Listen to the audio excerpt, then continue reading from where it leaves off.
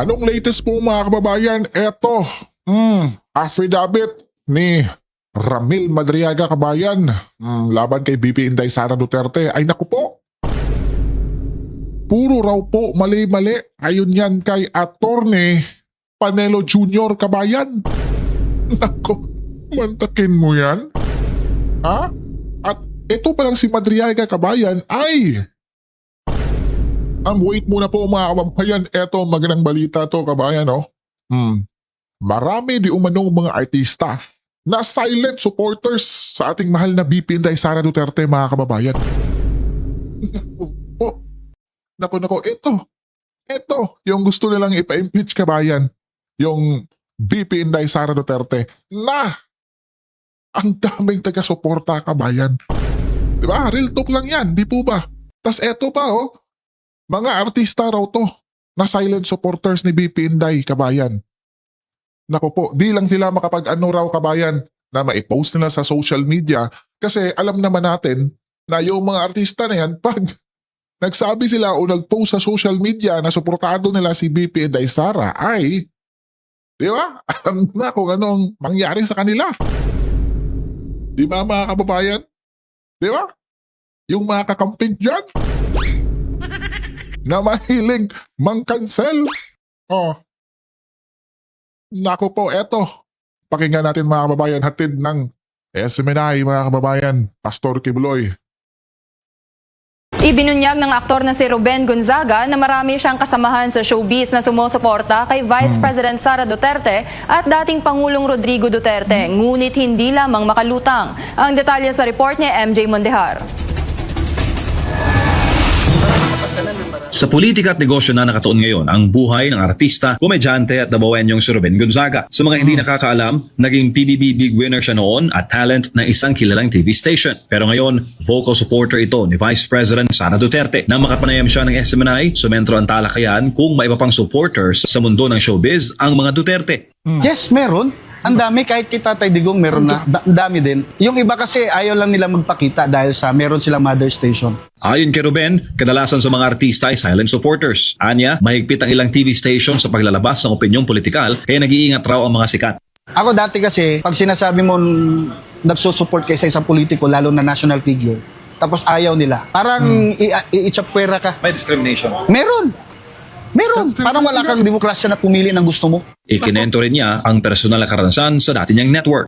Meron akong isang post dati, 2016, na gano'n lang ako, pinatanggal yung picture. Dahil nga, meron akong program. Tama naman yun. Kasi nasa ano naman namin yun. Pero it's your personal. Kasi Pilipino, wala ba tayong karapatan pumili?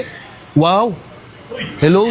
At ngayong hindi na siya tali sa anumang kontrata, ay malaya na raw si Ruben na sabihin kung ano man ang gusto niya. Aktibo siya ngayon sa Inday Sara Duterte Movement 2028, isang volunteer group na sumusuporta sa vice-presidente. Samantala, sa gitna ng interview namin sa isang hotel dito sa Davao City, ay napatigil si Ruben nang biglang dumaan si Vice President Sara. So marami pala talagang artista, sir? Yes, marami.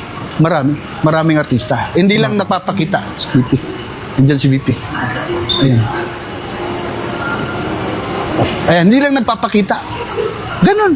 Tiyempo naman ang panawagan niya ng suporta ang pagdaan ng bise sa likod niya. Tayo po ay voluntaryong sumuporta para po sa ating BP Inday Sara Duterte. Nawa po ay magtulungan tayo at makibahagi sa ganitong movement upang tayo po ay maipakita yung totoong nararamdaman natin sa bansa po natin. Para sa Diyos at sa Pilipinas kung mahal, MJ Mondejar.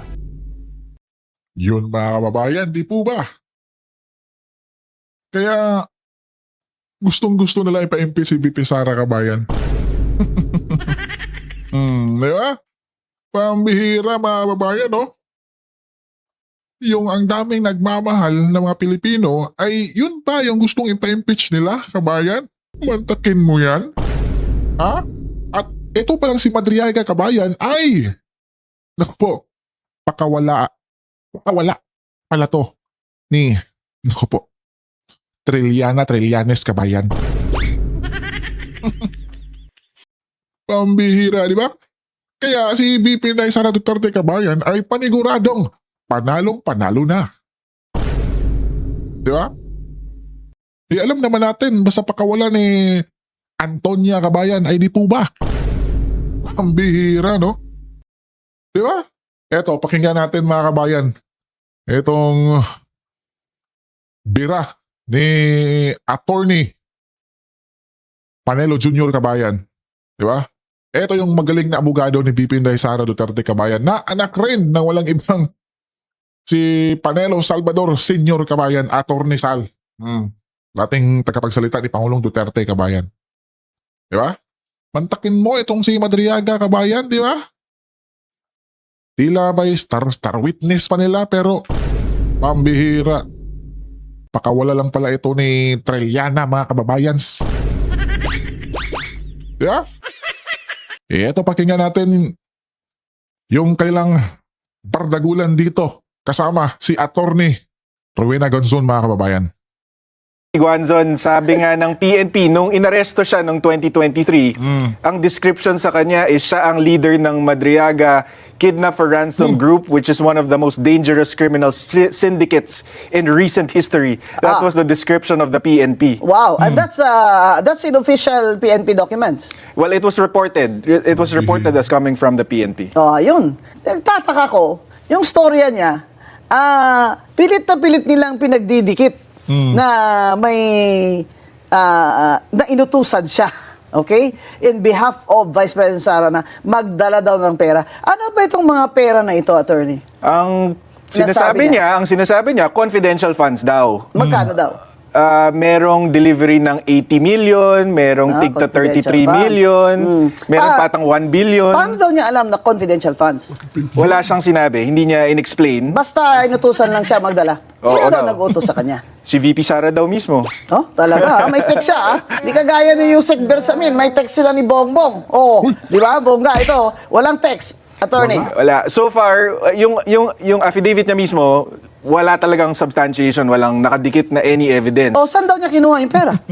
Well, sinabi niya, inabot daw sa kanya ni Colonel Dante La Chica, na dating OVP security officer. At Bakit daw sa kanya inabot? Dahil parte nga daw siya ng grupo. Pero meron tayong testimony from Colonel Dante La Chica na hindi niya man kilala tong si Madriaga. At saan daw niya deliver at kanino? Kung kani-kanino, meron daw sa parking lot ng Mega Mall, meron sa Ombudsman parking lot, meron sa isang mayor in Laguna na hindi naman pinangalanan, meron sa Novaliches, sa Santiago family.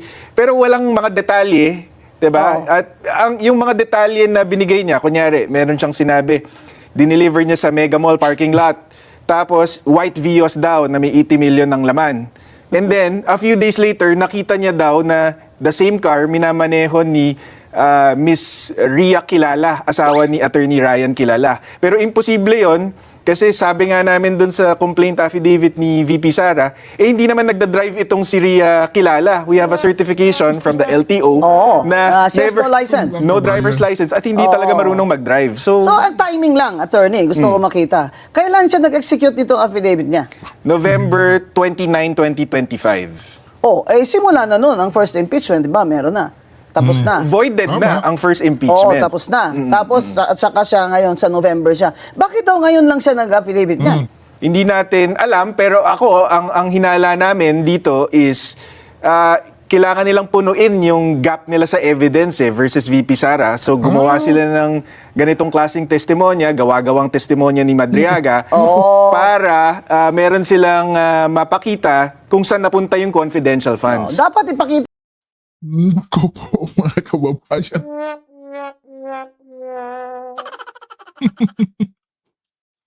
Ang galing, no? Ang galing nilang mag-isip, kabayan, di ba ba? Para may ano lang, na kung baga, talagang star witness sa confidential pa ni BP Inday. Na kung baga, may tao talagang nag-deliver, mga kababayan. Di ba ba? Palpak, palpak, palpak. natin itong picture ng Madriaga na ito na yung mga picture ba ng mga akusado pag bago sila or pagkatapos silang maaresto para makita naman ng mga audience natin kung ano itsura nito at bakit napaka-importante niyang tao. So if you were to describe Madriaga, Attorney Paulo, in one word, ano po ang description niyo sa kanya? Huwad, sinungaling. Yun ang bold nun, talagang. Oo. At saka Attorney Guanzon, hulog ng langit kung tutuusin. Oh, bakit? Sa amin sa defense, kasi kung yan ang star witness ng mga impeachment complainants, lagot sila. Kasi halatang halata na politically motivated yung impeachment complaints kung ang star witness nila napakasinungaling at Oo. basag na basag sa At nasa kulungan. ebidensya. Nasa kulungan pa. Nako, mga kababayan. E di paano na? Ipanalo na si Madam BP Inday Sara, kabayan. Di ba? Sa witness pa lang nila, paldong-paldo na si Madam BP Inday talaga, kabayan. Di ba? Samantala, yung mga 18 Marines, kabayan, na may dalang may dalang ebidensya talaga. Di ba? Hindi. Wala. Hindi kami naniniwala dyan, kabayan. Di ba, sabi ni Pinky Lacson, nalagisa ni Senator Marcoleta, kabayan. Tapos itong si Madriaga, kabayan, nabalitaan pa natin na dapat raw i-careful, i-care mga babayan dahil raw po may nagbabanta sa kanyang buhay. Nasa kulungan na yan mga sir, di po ba? Di po ba mga kababayan? Pambira. Ang magandang tanong doon, sino kaya nakahanap dito sa kay Madriaga na para yan. sut-sutin ito na mag-affidavit? Sa palagay mo? Wala kaming ebidensya dito, Attorney Bing, pero halata sa amin, pag binasa mo yung Madriaga affidavit, na si former Senator Trillanes ang posibleng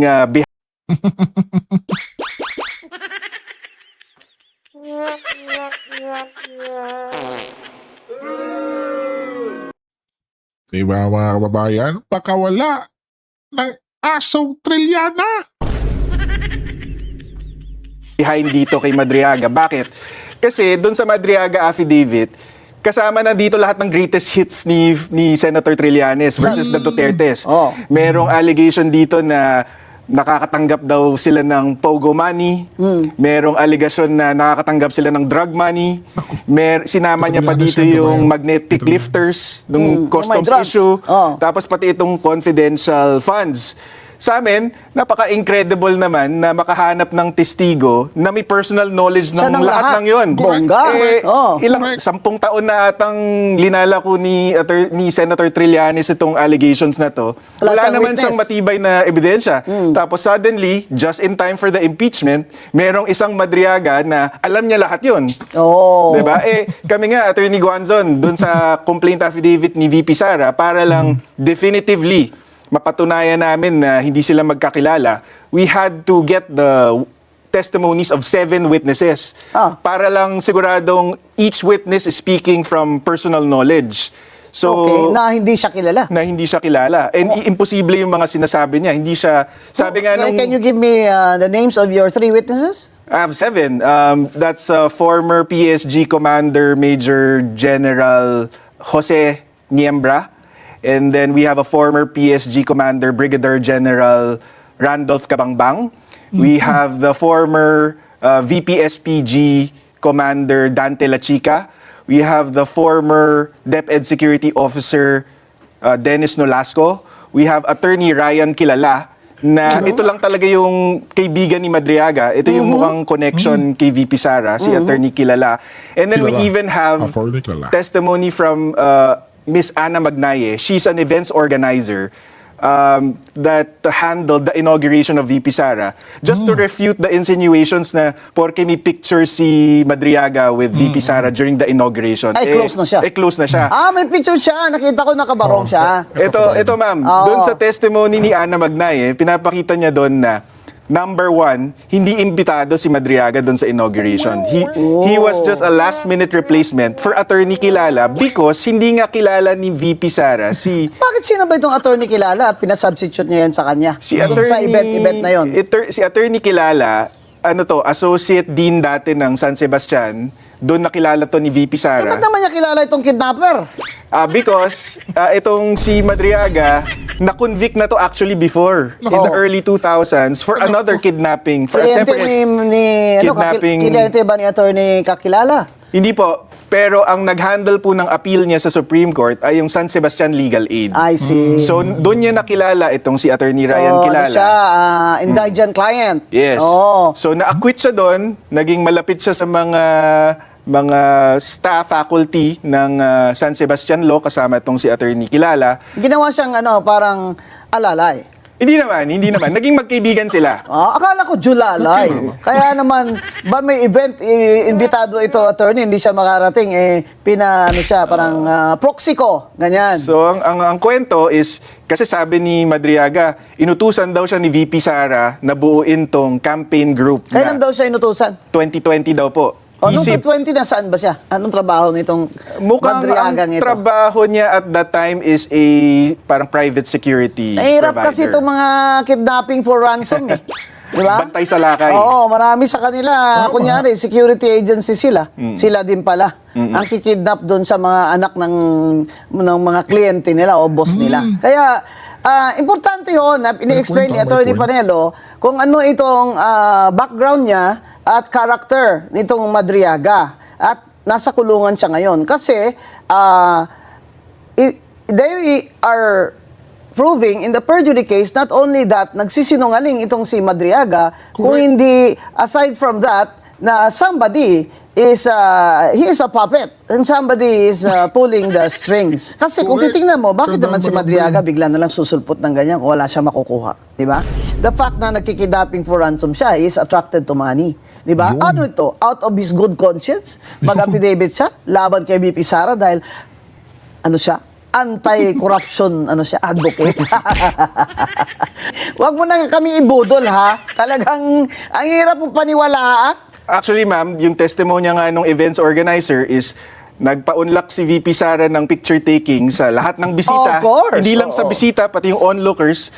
Tapos 6 to 12 midnight daw ang yung Picturean. picture taking. Yeah. Tapos, ang ginawa namin para ipakita na hindi siya special, in-attach namin lahat ng picture taken Yeah. on that day. Oo, lahat. Pumipila yun eh. 1,200 photos, Attorney Correct. Guanzon, Oo, para pumipila. pakita na hindi siya special. Oo, ba't naman siya special, mukha naman siyang, Ano ba naman? ewan. Mamaya, sabihin nyo na naman si Atty. Watson, grabe daw mag-discriminate. Sa itsura pala. Ano ko dyan, yung storya, hindi yung itsura. Correct. Yung storya ba na Correct naman. Vice President Sara will entrust to this Madriaga that she doesn't even know from any planet where he came from, i-entrust sa kanya na, magbuo ka ng nito, ha? Mag-organize ka for me, na ganyan-ganyan. Sino naman maniniwala dyan kay Madriaga kung mag-organize din siya ng mga campaign? Sabi nga ma'am ng witnesses natin na former PSG commanders at itong si VP SPG commander, pag nag-screen sila ng mga tao na may kipag-meeting kay VP Sara or kay former President Titingnan nila Duterte, criminal records. hindi nila papalapitin ang tao na may criminal record Oo. gaya ni Madriaga, let alone entrust him with protecting them or Oo. working for them. So, imposible talaga yung sinasabi ni Madriaga. Pero napakalakas ng loob nila na nilagay nila yung affidavit ni Madriaga sa kanilang impeachment complaints. Actually, natutuwa kami. Kasi ma-expose yung impeachment complainants, pati yung mga nagtutulak ng impeachment, na politically motivated, political agenda lang talaga ang habol nila dito. Kasi kung base sa ebidensya, walang kwenta tong si Madriaga. Ito na yata ang pinaka-star witness ngayon ng mga pro-impeachment complainants. Yun na nga mga kababayan, star witness nila itong si Madriaga sa ngayon, kabayan. Di natin alam, baka si Antonia, mga kababayan, Antonia Trilliana, ay, di ba, may lalabas na namang isang Madriaga? Di ba? Naalala niyo, kabayan, yung mga bikoy-bikoy niya, yung mga Las Cañas, di ba po, kabayan? Di ba? Alam naman natin yang si Antonia Trilliana, mga kababayan. Yung galawan niya, di po ba? Tapos, eto pa lang si Madriaga. Yung mga sinasalaysay niya, kabayan, ay nako po. Yun din yung ni Trillanes, kabayan, di po ba, sa mga Duterte? Di ba? Tila ibinigay kay Madriaga, kabayan, para gawin niyang affidavit kung baga. Para may bintang lang kay BP Sara. Putot nyo. Di po ba, kabayan? Ang bihira naman, At sa supporters, itong Madriaga na ito. Aba, surely you can do better than this. Ngayon, sinabi ng House of Representatives Committee on Justice, nanalo na sila, na may sufficiency in substance ng complaint against VP Sara. So now, attorney, they will go to voting in the House and they must get at least 1/3 para ipadala sa Senate. And the affidavit of Madriaga is one of their exhibits or evidence, Evidence, yep. that they will submit or they have submitted to the Committee on Justice and then all the way to the Senate kung mangyari ito. So you're going to demand in subpoena that you can cross-examine Madriaga? Yeah, it's actually a litigator's dream to cross-examine somebody like Madriaga na napakasinungaling. Kasi alam mong kahit anong isagot niya, mahuhuli mo siya. So, yeah. I mean, may balita last week, Attorney Guanzon, I'm not sure if you caught it, na nung nag-file kami ng perjury complaint, biglang may lumabas na may death threat daw kay Madriaga sa loob ng kulungan. Meron ding report na inaalok daw siya ng 1 billion not to testify.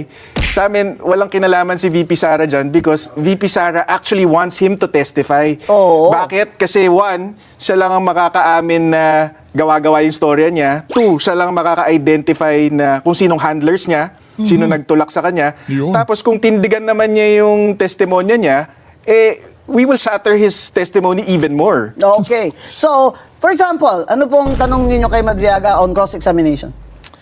Pwedeng as simple as paano kayo nagkakilala ni VP Sara? Kasi we all have evidence on, Yeah, on okay. Paano their sila history. nagkakilala? Inassign daw siya ni PRRD kay VP Sara. Yun ang testimonya niya as early as 2016. Sabihin natin, anong pruweba mo? 'Di ba? Yun. Kasi we all have the certifications proving that he has no connection And to... he has never been employed by former Yeah. President Duterte. No.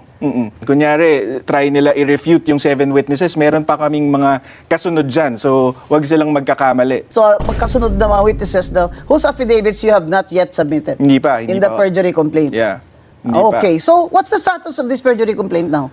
Well, we just filed last week. Our expectation is papasabpina itong si Ramil Madriaga and will be directed to file a counter affidavit. Saan ba siya sa jail ngayon? Anong jail? BJMP in Taguig. Okay. Yeah. So, madali naman siya subpoena eh. Kasi nandyan lang siya. Wow. Hindi naman siya lilipad puntang Iran eh. Di ba? So, I'm sure may maglo-lawyer sa kanya. Di ba? Meron na po siyang lawyer ngayon, si Attorney Raymond Palad. I think that's his name. Oh, that sounds familiar. O baka naman itong palad, dito yung mga radio announcer noon, naalala ko. So, is he what, like a POW client? It doesn't seem that way, pero itong comment ko kay Attorney Palad is pati siya, parang naloloko siya ng client niya. Kasi for example, sabi niya, when he discussed this affidavit, sabi niya, binisita daw ni VP Sara si Madriaga Saan? sa kulungan to try to prevent him from testifying. Ano ba, anong akala niya to sa Vice President? Tanga. Binasag agad to ni Secretary John Vic Remulla mismo. He came out publicly to say, hindi totoo yan, kinausap ko yung warden. Ibang tao ang binisita ni VP Sara. The warden was there in their visits at hindi si Madriaga. ang Alam ko binisita yung niya. binisit niya na iba. Ano yun? Talagang binisit niya yun. In fact, she said that she Yeah. visited him. Yeah. Hindi grabe naman. Grabe naman itong ambisyon mo, Madriaga. Nabibisitahin ka pa ni Vice President Sara. Baka mag-ambisyon ka dyan, nabibisitahin ka ni Attorney Guanzon. Para talaga tuluyan na yung yung imagination mo ba? You can let your imagination run wild. So, ang natin, attorney expectation is he will file his reply answer his counter affidavit. Yes. And then, do you still plan to file your reply affidavit for the Vice President? Yes. Yeah. Yes. If he stands by his testimony, ang gusto namin actually, Attorney Guanzon, meron siyang mga allegations kasi na walang detalye. Yun. Sa cross-examination, specify yun. Palibasa. ng lawyer for the complainant. Palibasa, nagsisinungaling siya, hindi siya makaprovide ng detail. So, ang gusto namin, mag-provide siya ng detail para mas lalo naming mabasag yung testimonya niya. You can do that on, you can do that on cross. Yeah. So you filed it in what prosecutor's office? Taguig, because that's where the affidavit was executed. Yeah. Was notarized? Yes, notarized. Yes. And the notary public was PAO lawyer, a lawyer of the Bureau of Jail. I understand that this notary public was engaged by Attorney Palad. I think I saw an interview of him saying it. So dinala ng abogado niya. Oo. So, well, everybody's entitled to a lawyer, mga kaibigan. In fact, sa yung ating constitutional right to due process, kailangan naman talaga may due process at lalo na sa criminal cases, ay kailangan talagang may abogado sila. 'Di ba? Sa mag-confession ka nga kailangan in the presence pa of a lawyer, 'di ba? Of your choice na ikaw pang pumili, 'di ba? Pag ikaw ay inaaresto, kailangan basahan ka ng yung mga karapatan which they call the Miranda rights. So, ganyan ang mga kaso, kailangan may due process, di ba? Yung due process na yan, very important yan kasi yung first impeachment na case nila kay VP Sara, sinabi ng Supreme Court na ang due process ay sa lahat ng step dapat present yan. At in the case of the impeachment complaint, the first one versus VP Sara, ay na-violate yon ng House of Representatives. Kaya naman ngayon, makikita niyo mga kaibigan, masyado ng OA si Congresswoman Luistro. Hire the hands! Hire your hands! Hire your hands! So masyado ng OA just to show the public and the Supreme Court na may due process talaga dito. Kaya ngayon, bibigyan na nila ng kopya ang lahat ng mga congressman at congresswomen at lalo na, bibigyan na nila ngayon ng kopya ang nasasakdal ang pangalawang Pangulo ng Pilipinas. Kaya itong testimony, affidavit ni Madriaga is very important also in the impeachment case. Now, since he is their star witness, abangan natin ang magiging cross-examination ni Attorney Panelo Jr. dito kay Madriaga para mag-enjoy tayo. Ngayon, Pambihira talaga mga kababayan, no? Itong si Madriaga, kabayan. Ano kaya ang deal nila dito, kabayan, no? Ha? Lalong-lalo na itong si Trillanes, kabayan. Ano kaya yung deal dito ni Madriaga? Yeah? Eto mga kababayan, BP Inday Sara, yung ini-impeach nila. Mantakin mo, kabayan. Dinumog ng mga kababayan natin.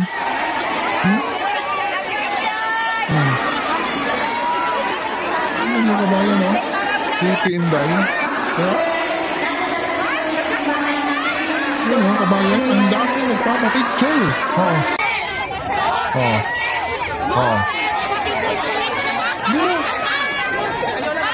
Yan yung gusto mo nang i-impeach, kabayan? Ang bihira. Ha? Yan yung gustong i-impeach nila? Walang ibang ginawa kundi tumulong, mga kababayan, at magserbisyo sa ating sambayanang Pilipinas. Di ba? Ika nga noon ni Tatay Digong, mga kababayan, na may gustong mag-impeach kay BP Lene noon. Anong sabi ni Tatay Digong? Ay nako po, hindi pwede yan. Kasi hinalal yan ng taong bayan. Tapos ngayon, itong pinagagawa nila kay BP Sara, talagang nakakatawa na lang sila, kabayan. Di po ba? Puro imbento. Yung pinagagawa nila ng mga kababayan. Di ba? At ano bang nasa isip nila, kabayan? At itong si Madriaga para yung kinuha nila, kabayan, na nasa kulungan na. Tapos siya pa yung ginawang star witness nila ngayon para maipa-impeach si BP Inday. Pambihira na naman. Pambihira ka naman, Miss Antonia.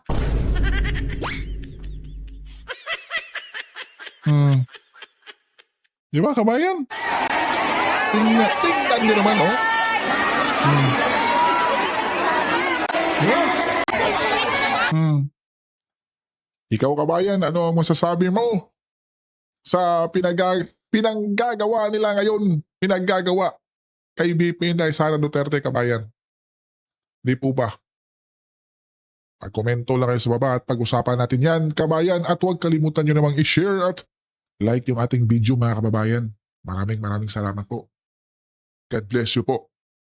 And Mabuhay po ang sabay ng Pilipinas at yung mga kababayan nating nasa gitnang silangan ay syempre mga kababayan, ingat po tayo palagi dahil yung ating Pangulo ay nako po, kayo na po ang humusga.